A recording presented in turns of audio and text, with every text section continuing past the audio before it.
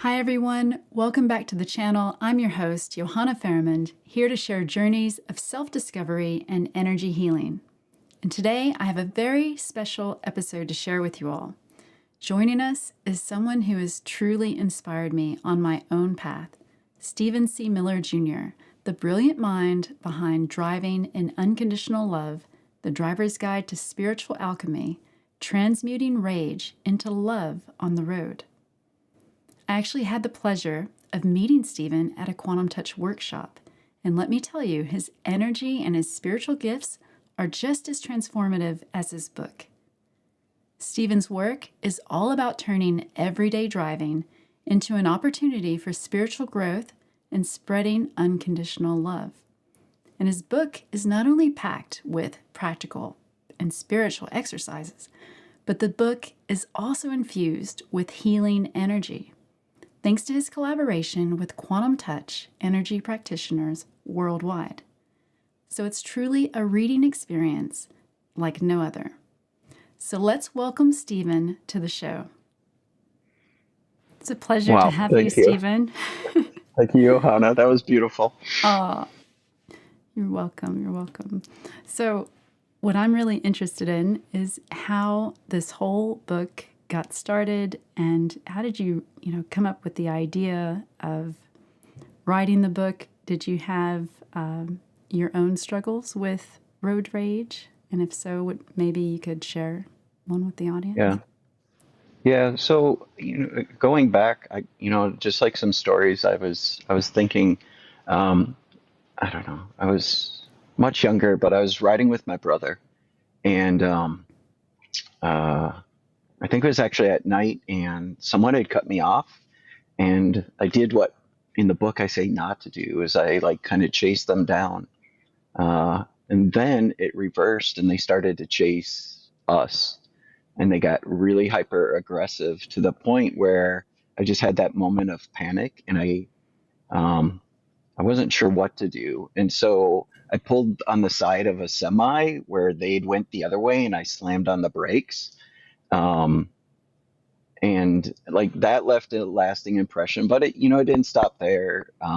There was other times where drivers would try to cut in and I'd get aggressive, right? Like you could see them coming in and I would like, and it would be not all the time, but like if I would speed up or do something like that, where there was this other time where there was a semi, and it seems weird thinking back now, but like they were trying to like, I was right on the side of them and they were trying to like pull over and I was beeping and I was like, instead of like just going to the shoulder and being safe.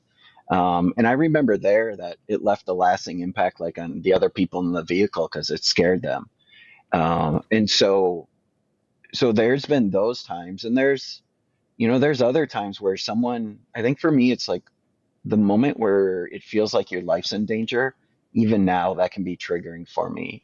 There was a recent time, and it was just a normal, like 4-lane local street, and there were two cars drag racing, and I didn't see them coming, and one passed me on the left, and one passed me on the right, and literally I heard them before I saw them, and and this is deep into writing the book, and it probably took me 5 minutes because like I followed the person and I saw they had a license or no license plate. So, but then it finally clicked in, and I think that's one thing I bring up is that even now I still get triggered, but it's less and less. Most of the time, I can actually laugh or smile when someone cuts me off, and I send them a protective bubble, and send them on their way, and so yeah, I've struggled with it, and that was where, and your question was like where it started is I've listened to a lot of like self-help audiobooks, and there was this psychology thought of name it to tame it,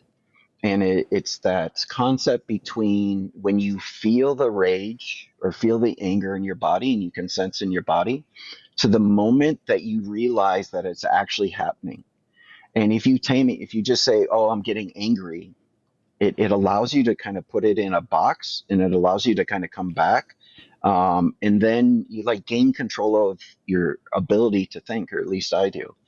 And and so I started practicing that. And that was in the 10 years kind of plus category. And I started to notice that it was shorter and shorter, right? Where if it was something just like someone randomly cut me off, I could notice it quickly, a couple seconds, and I'd be in a good spot. And I was like, wow, that's miraculous, right? Because a lot of us, at least before COVID, I'd commute, and and and I just remember like you get to work and you might be angry or like drained from the drive, and then I started to notice that that worked really well. And I was like, oh, wow, this is I mean, this is definitely a superpower. And it's one thing that you can practice, right? Is just once you start to feel it, you just name it in a certain way and see how long it takes you to calm down. And when you're calm, you can make better decisions. And then there was the second part. I've been to some Paul Siegel conferences, and he tells this one story of this bus driver who, on a spiritual path, really struggled with what was her, what did she bring to the table? And he asks, okay, what do you do? And she says, I'm a bus driver. And he's like, okay, tell me what else do you do, like, spiritually, or what's your path? And she said, I bless every student that gets on the bus. Um, I don't know who she is, but that really changed me because then I combined the name it to tame it with the blessing, and I started blessing all the drivers.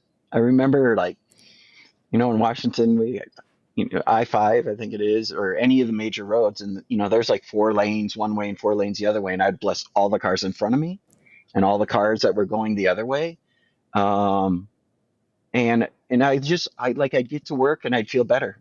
And I was like, and I think that's the sense is, using our body and how we feel as really our best gauge of does any of this work, right? And then, so I have a degree in electrical engineering, and my science mind kicked in, and it's actually brought up in healing modalities. Is this concept that you can be drained if you're trying to heal from within you versus like asking for healing for someone else. And I had the thought is, okay, if I could only bless one car or one vehicle in a day, what would it be?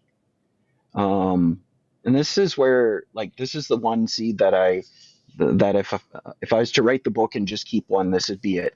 And I came to the logical conclusion is that it would be the most angry driver on the road. And I know it seems like counterintuitive and it can be really kind of hard to swallow, but when I step back is if I can bless that one driver, it's going to create a protective bubble and all of the other drivers along the way will be alerted, right? Like their spidey sense will kick in or their intuition to like pull over or give this car um, leeway in going. And that driver will get home. And there's another unique thing I learned later is that placing a protective bubble around also kind of shields the drivers from that that energy, spewing out or like landing. Because if you go into anyone coming into a room, like a lot of us can feel their energy. And same thing when a driver goes past you. And then and then that was when I thought, oh, I should write a book. And, different people inspire you along the way. And a friend of mine, Abby, and her husband, Scott, um, I'd been talking about this seed of adding protective bubble. And she came to me one time and she told me the story how someone had cut them off. And both of them laughed when they put a bubble around someone. And that's that transformation, right? From a time where before you might have gotten angry to a place where you're like, oh, no big deal, and you're wishing someone well. And that was kind of it. And then I started practicing. There's lots of other seeds, but that was the beginning one, and then I expanded upon it. So how did you first come up with the idea of the energetic bubble? Oh, that's a good. I think it was when I came to that one thing is how to bless one person or bless Okay. one vehicle. Oh, that's a great question. I haven't come back to that because I was blanketly doing it. And then I was like, well, how do I contain it on one? And the thought was just put a bubble around them. Yeah, so that was it. It was back to that thought of blessing one, and the containment came in the form of a bubble naturally. Oh, I see. I see. And I notice in the book you, because you're able to see and perceive energy, you talked about a mentor who had put a bubble around himself, and he also used intention. And I thought that was so interesting. Can you talk a little bit about that? Because I had never imagined that you could see intention or thoughts. Yeah, I'll dive into this one. Is like for me, the concept that brought this up was Um, when I put a bubble, I was like, if I put a bubble around me, I was always concerned, like people talk about asking for protection. And I was concerned that a lot of people, I guess when I read, like if they put a protection around them, they'd reflect back the anger. And I wasn't where I wanted to be. And I hadn't thought of another concept. And so I struggled with adding protection around myself. And I was like, and I was asking, and it was Jorge was my mentor. He lives down in Ecuador. Some of the most magical conversations that we have, and I struggled with it. And he said, actually, what you can do is you can set the intent, just like we can set the intent in all healing modalities or the intent in anything that we want to do. And he said you can set the intent to reflect it as unconditional love or however you want to do that. And and I don't know, that set really good, right? Like that was like my truth felt really good with that. And so I was like, okay. So then I started adding protective bubbles that way. And just like a good mentor will do, we were in the lobby of Cancun, and he goes, "What do you see?" Doesn't give me any hints, and he's, "What do you see?" And Jorge's one who, when I see them, his energy is typically super expansive, and what I see is with people that are typically super expansive is they tend to be psychic. Actually, they're also really good at customer service. I see a lot of people that are frontline workers that have this expansive energy, and they know when someone's coming in, and like they can sense it, like if this person needs extra help, or if they're bubbly, and they really love their job, and they just have that sense. And I said, well, you're expansive, and he's like, okay, what do you see now? And then he pulled the energy all the way into his body. And for me, most people are that way. Kind of like if anyone sees auras, it can be really close to the body. And most people, for me, that's where they naturally hold their energy. Nothing's neither good or bad. It's just how we do it, and you can learn to expand it and bring it in. And then he's like, well, okay, what do you see next? And I saw the bubble. And for me, it's like a holographic outline of what I see, sense. You can think of it a 3D overlay, but if it's clear, but I can sense it. And then he goes, "What do you see now?" And this one, it's still, oh wow, it's pretty amazing. Is I saw lines of energy coming in. And that was the weird thing. He must have done something, but I could see the lines of energy come in and bounce off where I saw the bubble. And they changed colors when they were bouncing off. And they were coming from all different directions around it. And it was just like, I don't know. I mean, it doesn't get any better than that for a mentor, like to teach you, right? Because there's this part that's really hard because I haven't always had gifts, and they've only just recently come in. And I've tried a lot of the things, and I was just like, that's someone else's, and I tried to practice what I could, but to see that knowing, right? And there's that part where our logical mind, if you've never seen it before, it takes time to get used to this and kind of accept it. And then I use the scientific part too, is that when I see energy on people, if they're open and they want to talk about it, I'll ask them questions. And from that, that's kind of how I've been able to build this correlation of that, big energy is this, or if I see a beam of energy, which is tends to be spiritual, or someone's really connected to whatever they call God, source, all that is. Yeah. That is so fascinating, really. Wow.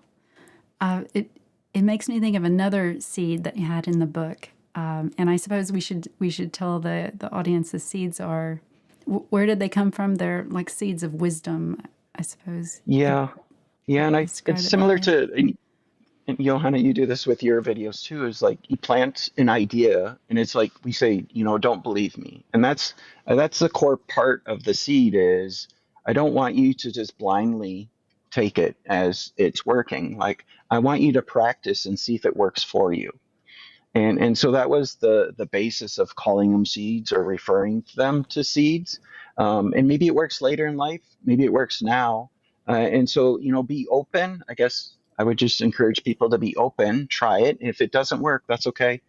Just Hmm. find the ones that do, or create a new seed that works for you. That's the hybrid of those. And so then the seeds really started when I can't remember how many years ago when I consciously said, okay, I'm going to write a book. And I started writing down because I've been Hmm. practicing all of these. Like even now, when I drop my daughter off for school in the morning, when we go to an intersection and the stoplights come on, right? I do the loving portal for all intersections. And drivers Hmm. cut me off. I send them bubbles all the time, or someone looks like they're struggling. So I still practice. I still practice all of these, and it's still fine tuning it because they connect with me, and Hmm. I also know that they make a difference. With the portals, I thought that was so interesting because, as you said in the book, it's almost a way of automating when your physical presence isn't there. You're still providing this protection for others. So I thought that was really something. Is there a way that you've been able to see that that works with the portal yet? I mean, I'm not sure even how you would Ooh, test that. uh, Does it, I like the testing side of it. Um, I haven't tested it. Um, it's a great question. I do mm, actually at the end of the book. I actually am I'm asking others that if they're willing to kind of join in and create portals around it. Um, so maybe there is a way to test. If we get it, if we get enough people actively practicing around the world, and they're creating portals, logically, scientifically testing, we should probably see road rage drop in countries. I don't mm-hmm, know I don't know what it is, um, but I bet you we could probably do there's a way to test, right? We'd probably use some type of blind mm-hmm, study, is that you'd have certain drivers drive down one road and other ones drive down the other and ask them how they feel. So mm-hmm. there's probably ways to test it. Um, but I'm open if other people have Yeah, ideas. I'd be open to learn. Yeah, it's a that great question. that'd be really interesting.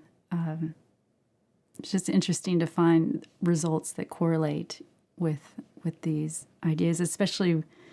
Yeah. I mean, with the bubbles, you have verification in a way because you can see it. But for those of us who don't have that yet. Oh, you're asking a great question. I would say on the bubbles though, the bubbles Hmm. is probably the one like it, the bubbles was before I could see. Okay. And for me, it was really how I felt. Um, is that it's like the example with Abby is, try this, like maybe journal for a week if you're driving or commuting, and just journal like how you naturally feel, and then, I don't know, maybe a month, start this practice of even if it's just one aggressive driver in the day that you notice that you send a protective bubble. And then at the end of that week, journal again about how you feel. Like I keep saying, while I see stuff, it highly correlates with exactly what I feel in my body. And so you don't need to see to know. And I'd use your body as a guide. Like if you get at a month later and you're feeling better about driving, and you can laugh when someone cuts you off, where maybe you journaled before, this jerk cut me off, and now you can be like, oh, this person cut me off, they were a jerk, but I sent them a bubble, and it felt good. that's a huge transformation. And I think that's a transformation that really matters here, is how it feels in, in your heart and in your mind. I think it's also quite empowering, which is one of the things I like about also about energy healing and energy. Anytime that you can figure out that you can actually affect change with your intention matters and your love matters, I think that's just amazing how you've taken that and applied it to driving. And I think you talk about probably one of the most important topics is that part of coming into like knowing, because sometimes there's talk in different religions about, doubting and maybe not having blind faith. Um, but I've personally found that, like, if I can see it multiple times, and I can really like, I know that it really exists, in the same way that, if you're going to order something online and it's going to be delivered, or whatever it is, you make something, you cook something, and at the end you have a meal. Like, you have that knowing, if I turn on the water's going to come out. And when you practice and there's so many, and it doesn't have to be what's in the book, but it's anything where initially you said it earlier, anything initially where you have a hard time wrapping your head around it. And if you can come to a place where, and this is, I think, the key thing here, in the knowing, at least on my journey, has been, initially I tried to know like how other people did. Like, I, you know, I'd be like, oh, they, I got a message that, hey, your abilities are going to come in, and I thought I'd see dead people. So I put the preconceived thoughts of what was going to come in, and it kind of confused. And so what I really encourage is that we're all this beautiful, unique version of ourselves, and you want to find the knowing in that, and that's when it really radiates with you. And that's when, at least for me personally, I felt the transformation, is when I could take something that I couldn't wrap my head around and come into a level of knowing about it. Interesting, interesting. It reminds me also another part of the book where you talked about when you send something. So when you send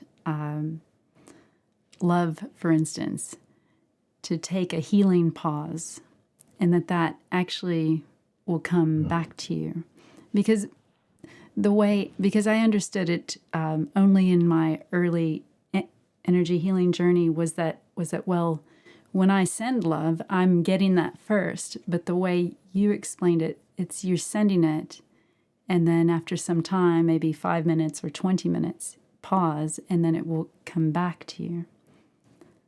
So, can you Yeah, talk a little and bit about that? yeah, yeah, and I think so. The key here um, is being very receptive.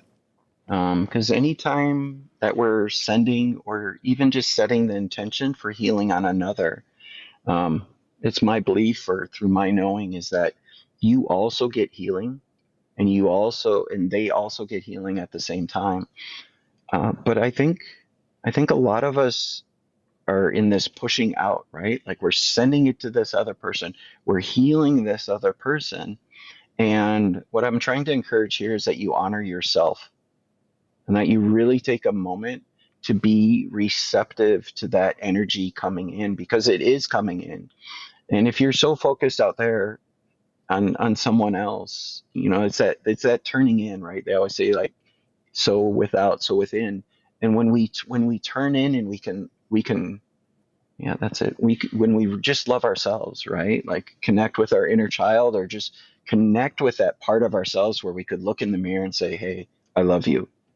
And that's that part of being receptive, and that's that flow. And so I do want to encourage people, is to pause, if you're in any healing modality, and be receptive to also receiving, because when you're sending, you're also receiving at the same point.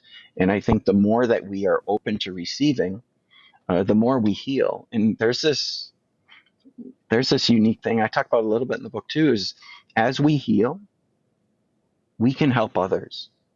And so every time we peel off a later layer and we work through some trauma, we work through something that we really struggled on, then we're actually at a place where it's easier to send more energy or set the intent for more energy to come. So I really do want to encourage that self-love and that being receptive. I thought it was interesting that you talked about different practices that have helped you with your own self-healing journey, because there's so much in your book that's not just about driving and unconditional love. Yeah. It's so much more than that. It really, really is. And one part of that practice you mentioned was energy healing. And I get this feeling that a lot of the practices might be interrelated. Mhm. So could you talk more about, did energy healing help you with some of your other practices, perhaps self-forgiveness or any of those other ones that you mentioned? Yeah. So um, I'll mention Jorge again. Mm-hmm. So after Cancun, um, he was offering that he do a free session with anyone, and my scientific mind once again kicked in, and I thought, oh, he's going to teach all these healing techniques, and he was like, no, the focus here today is just to heal you, and so. Um, I've through the quantum touch and the seminars that I've attended, there's a lot of amazing helpers or healers that can send energy. And I found on my personal path when I became receptive to the healing, and I've been doing sessions actually weekly since Cancun with Jorge, and it's kind of my investment back in myself is that um, it's really opened me up. Like I've really kind of accelerated in the terms of probably like loving myself more, being working through issues that I had, back through rage or trying to even relationships, and coming to a place where I could send unconditional love to a relationship that I'd struggled. But I really believe that a lot of it started with that self, that openness, and receiving energy from others. And part of it is clearing out. I like the onion analogy where you're peeling layers off and then you have new layers exposed. And one other kind of modality that way where I self-directed was on the flight down to Cancun. Met this wonderful woman and her daughter, and she talked about, and it's in the book, this where she has all the photos of herself at different ages, and she sends love to herself, and she's been working through it. And so during that same time, I started to do that same practice, seeing myself when I'm 5 and 10, and thinking about the struggles that I had, in sending love that way too. I think there's another piece too, and try it for yourself. But I've also noticed that it's helped my energy, the ability to really have like energy flowing through me and being even more sensitive to energy, that when I guess when others are helping you, it actually helps you and opens you up to being even more sensitive. And I've I think you'd mentioned in one of your other videos, but when I was in college, I was a pole vaulter and I broke my ankle, and so my one leg was shorter, and I ended up having issues with my hip, kind of due to that. And in the Florida trip, when we were at the Quantum Touch, that was the one thing that I'd asked was to have people focus on my hip, and it is amazingly better. Like I can walk, I can run, and so like I I don't know. It's I wouldn't have believed it unless I saw it myself.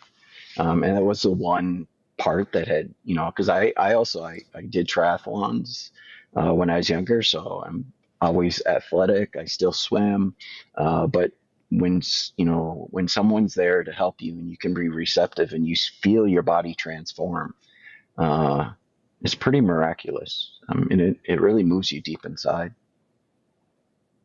Yeah, I had similar experiences just when I was going through all of the energy healing workshops. Things were coming up. Even when Richard Gordon aligned my hips over Zoom, I really couldn't feel. I could feel energy before that. I had met people who practiced energy, and I could feel it between my hands, and but I couldn't sense my entire body. And after I got that energy from Richard, it was like he somehow this gift opened up, and I can sense energy all over now. And but along with that, I would watch the video, and I would tell Richard every time I watch this video of you healing me, I just burst out in tears. I couldn't watch it without crying. And it was the same when he sent me the energy that, and the osteopath said, "Oh yeah, your hips are even." And I looked down and I said, "Really? Are you sure?" And I just couldn't believe it. It was just so. That moment was just so life changing. Like my beliefs completely changed. But then all these things just came up, and I just felt like Yeah. there were wounds being healed, even though it was a physical healing. There were other things that were going on. So I can And so really what's the one, if I can ask one question, what's the one sure. thing that after that shaped you the most? Like how much did that impact you? Like what's that change for you after that healing? that we are all connected, and even more than that, that was just so much greater than that was me doing it. When and I know, I mean, we don't do it. We assist. We give the intention and the love, and use body awareness and breath work. But being able to do that for someone else who also didn't have the belief, who was also skeptical like myself, that that was there was just nothing like that. I just wish that more people were open, I suppose, Yeah. because even my own family has doubts. But it was so much fun meeting you in Florida, and getting to just read parts of your book about the pendulum. And I didn't own a pendulum before before I met you, and now I own two. That's awesome. And I just love practicing, and it's just amazing working with children. I mentioned that I spent some time with my Yep. family and my 6-year-old great niece, and she was just so open to energy, and I was teaching her some of it, and we were playing around with a pendulum that I bought while I was in Florida. And I just wanted to maybe do some experiments with you Yeah, that'd while be we're great. live. Yeah. Why not? Yeah. Yeah. Well, why not? And That'd be you fun, actually, right? yeah, and you answered another question too, is like you working with your great niece, right? Like you're encouraging that, right? For the next generation. Like you're opening them up. So in the future, right, there'll be more and more people that are open to it. And we both seen, right? We've seen how much it shapes our life when we're there. And that's what we're doing, right? We're trying to encourage others to explore it when they're ready, because profoundly it's impacted both of us. So much. And yeah, and it's also children are so creative, right? So when I Mhm. was playing with her, because it almost seems like a theme that you really should be playful with these things, as I'm Yep. sure you were with the seeds, right? Yep. You imagined the bubbles. You somehow imagined, oh, I'll just build a portal. Yep. You kind of played with your Exactly. imagination and your intention. And kids are just so wonderful for that, because Yeah. they really open you up. While I was there, we were playing with this kinetic sand, and she said, "Oh, see if you can find this toy." I said, "Oh, well, let me just see if I can feel where it is." And sure enough, I could Wow. feel it. And then she was doing the same thing. And I mean, it's just like it's just things Yeah, that it you opened. wouldn't try. I wouldn't have thought to look for a toy in the sand. And But yeah, yeah, just plain is, yeah. With anyway, let's this book is, I suppose we haven't told the viewers yet, but this book has been infused with unconditional love and energy from many energy practitioners all over the world. yeah, And Stephen, do you want to talk about the different movements for, because I didn't know anything about pendulums 2 months yeah. ago. So I think one thing with pendulums is they're most pendulums, like people initially use them for yes and no. But there's this other part of being able to use pendulums is they help you see the energy around you. And while your direction might be different, like I did a talk with like 50 people, and for probably like 95% of them, they would see repeated results. Now, their counterclockwise might be back and forth for me. Um, and so I've seen four major kind of categories. Is for me, counterclockwise relates to struggle. And so if someone's struggling, like an example is if I measured a place where someone sat that had depression, that it would radiate, and I would notice that it was counterclockwise. Food that composts for me goes into the same bucket. It's a transformation. It's not bad. And then the next area for me is clockwise goes into gratitude.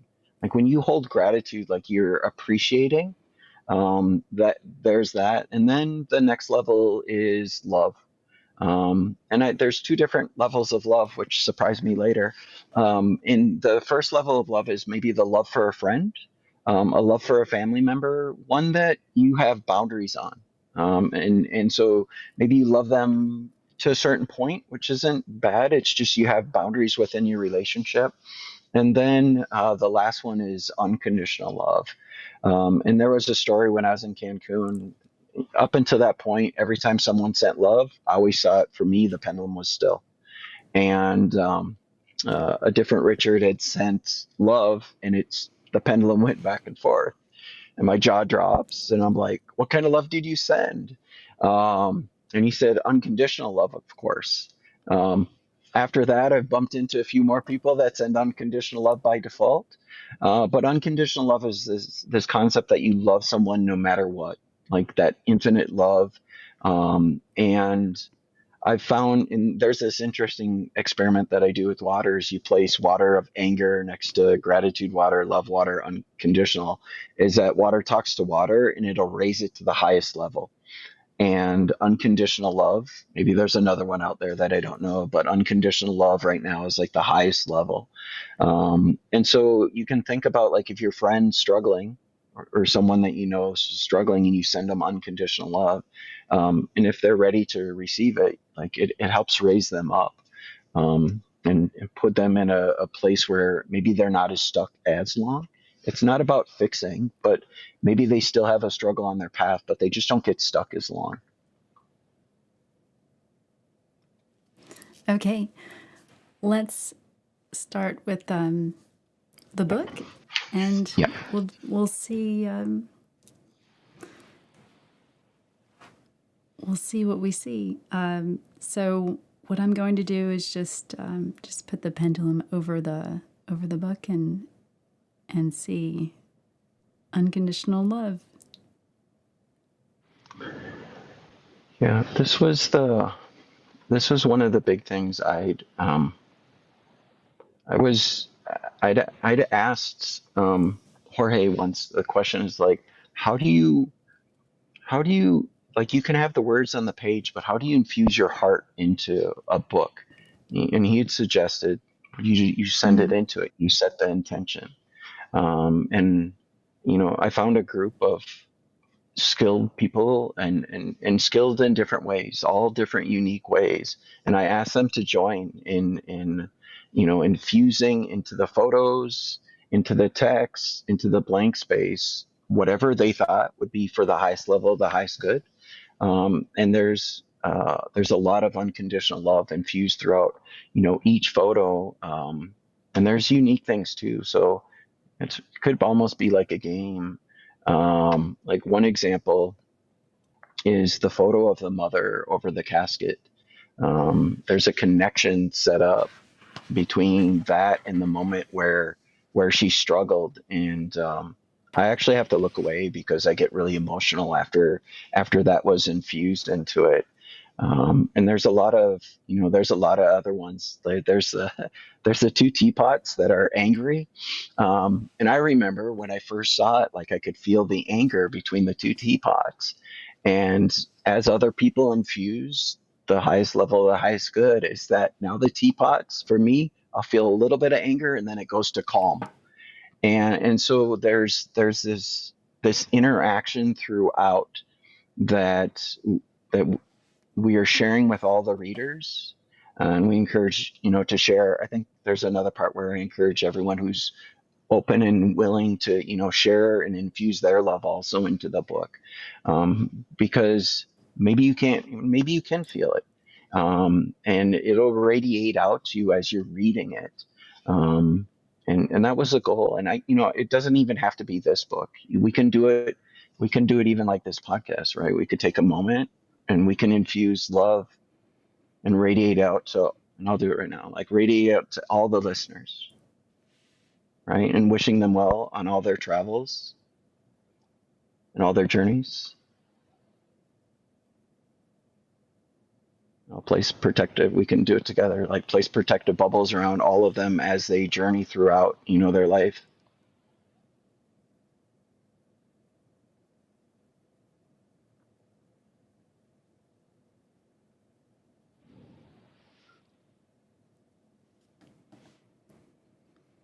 Yeah. And so thank you for joining me with that. I think this is that part where we can give back and we can make a difference.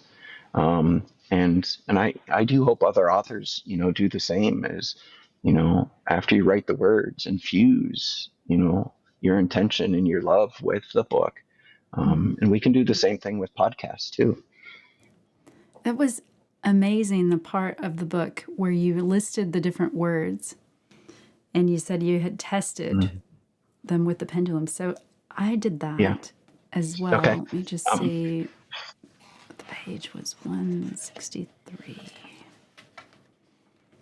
And there are so many beautiful, beautiful illustrations in this book. It's just one of the most beautiful books I have seen. So, and you're so specific with these experiments. And I know your YouTube channel, Compass Dowsing, you've done a lot of experiments with pendulums. So I'll just put it over the word shame. Mm-hmm.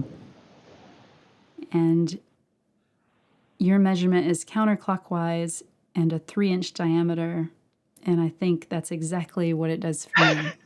It's just amazing. We'll try fear. And fear is counterclockwise and a 1.75-inch diameter. And it just looks exactly the same. Yeah, and the interesting thing there is like why is there a difference between shame and fear? Is at least the theory, and you is that like maybe shame's actually even more energetic, and that's why you see a wider circle. And I think that's there's the four agreements where they say be impeccable with your word, and this really points back to. And maybe someday we'll have an electronic gadget that we can put above a word and we can measure it. But until that day happens, like we can see, and you saw it, is that each word that you speak is infused with all the energy that when people spoke it and they thought it. And so we see it like, I don't know, like we see that it's measurable and there. And for the people that can see it and it works with a pendulum, it really helps you in this. I don't know, it shifts, right? Because if you see that using the word shame is impacting you and the energy around you, you're just going to be a little more cognizant of the words that you do use, and even know. And it doesn't mean you have to be happy about everything, but you can even sit in it. So maybe when shame does pop up, you can honor it and just sit in it and accept it. And that's the, other parts of working through, the struggles that we do have. Yeah, that's such a good point, especially, and it's not even about speaking the words, like you said. It's just thinking. If you make someone think that they should feel shame, Mm-hmm. what are you doing to their energy? It is so impactful Yeah. when you see this. Let's just jump all the way And to it's really cool that you're doing this enlightenment. experiment. So I love that you're doing this. So thank you. Sure, it's so much fun. I just love it. So now I'm doing enlightenment.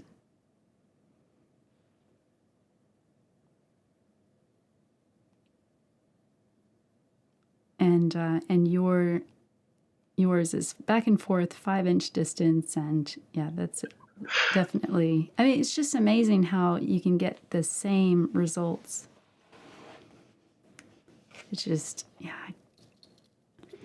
Yeah. And, for some other people out there, the pendulum might go a different direction.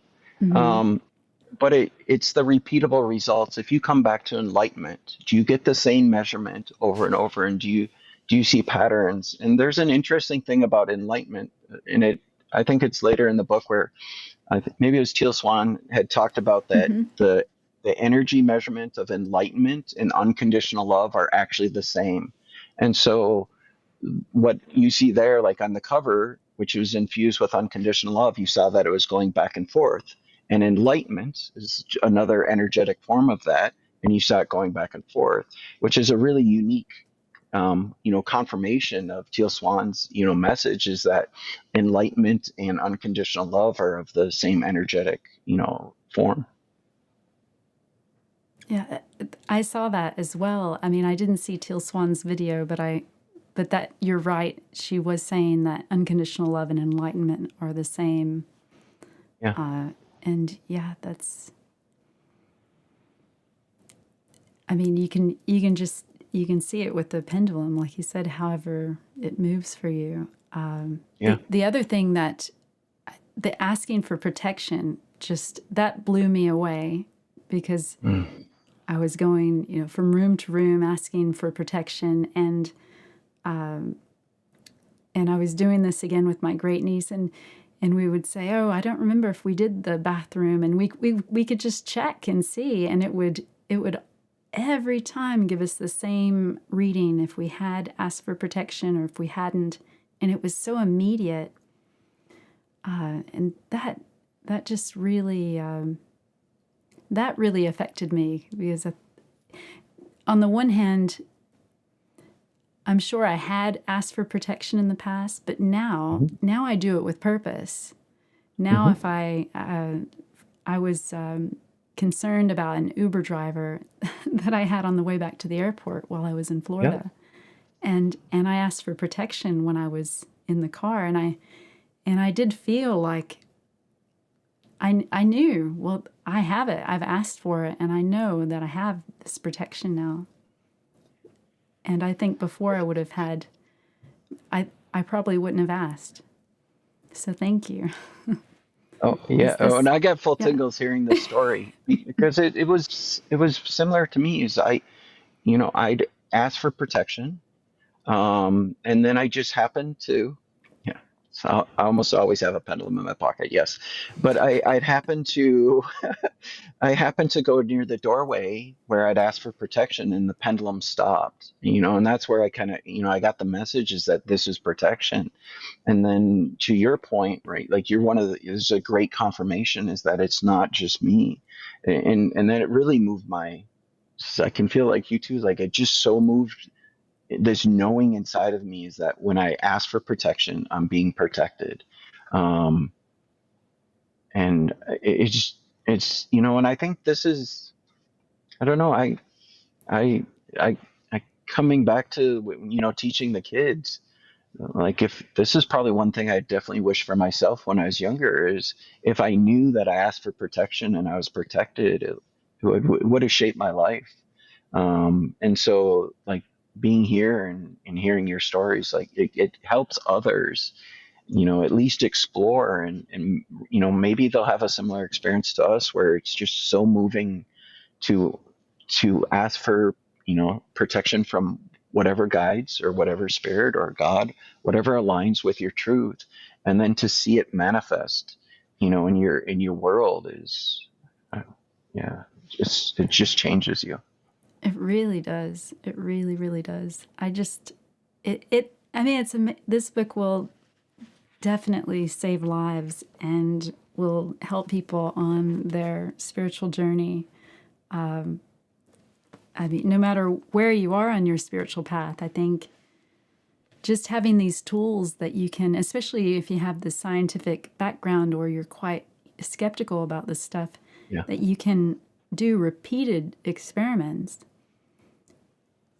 I mean, there's nothing better than actually seeing outcomes like that, and especially for it, some people won't take the time to journal, Hmm. maybe, right? But Yeah. if you can just open up this little window of, wow, I wonder how this works and why this works and how the protection is there immediately and how my energy changes immediately and how I respond to these words and those words.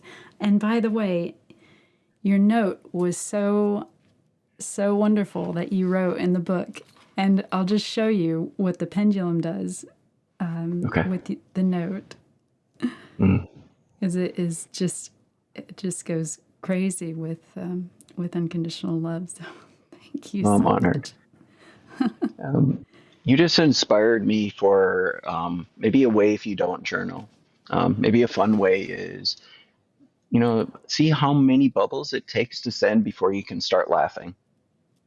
You know, like what, set the challenge, right? Like right now, you probably Yeah. get upset at every driver that cuts you off, but, Mm-hmm.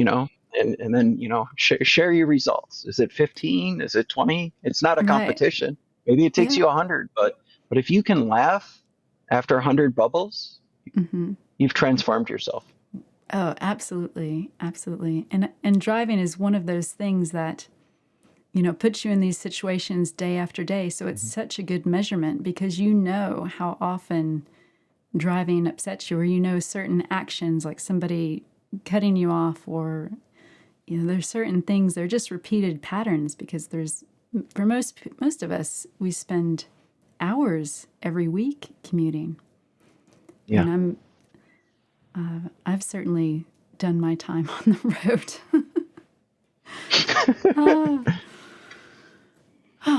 So this has been so great, and the hour is already almost up. Oh, So is I it just hourly? want, That's fun.